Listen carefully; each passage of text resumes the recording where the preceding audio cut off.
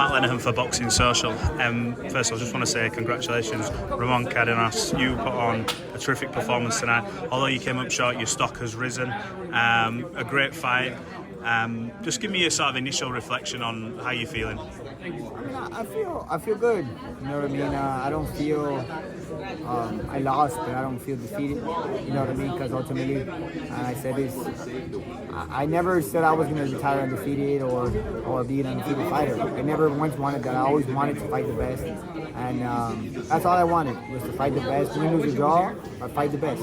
You lose versus the best, or you beat the best. So for me, it was just.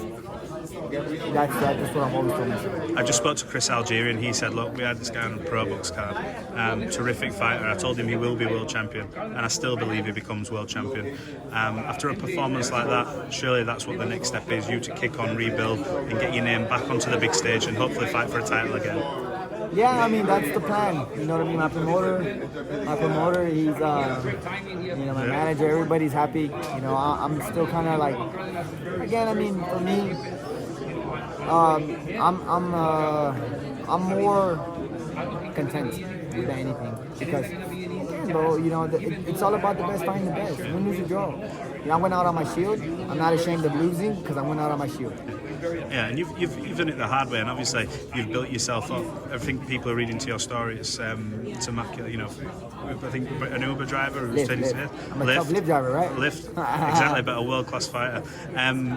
I've got to ask you, when you had him down, did you immediately think, you know what, this could be over? And did you feel it? Did you feel he was only a couple of seconds away from going?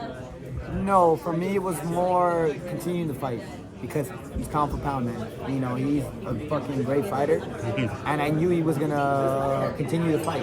You know, when you're a tough fighter like that, you don't just go out and you're not gonna just go out like that. You know what I mean? Yeah. You're gonna get up, just like me. You know, I would get hit with 6-7 shots, or I'd have my guard up and I'd smile because I'm not gonna go out. I'm not going to go out like that. You were standing there with him at one point, sort of rolling your shoulder, riding with the shots, deflecting a lot of them off your arms.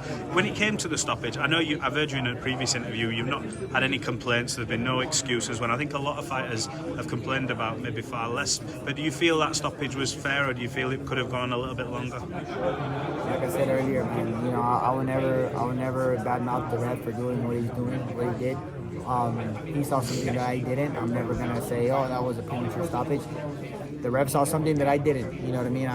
I know that I'll go out on my shield no matter what. You know, my favorite movie is The Gladiator, right? And there's a quote that I always post on my social media. I always post it on my Instagram before every fight. And it goes, I knew a man who once said, best mouse out of us all.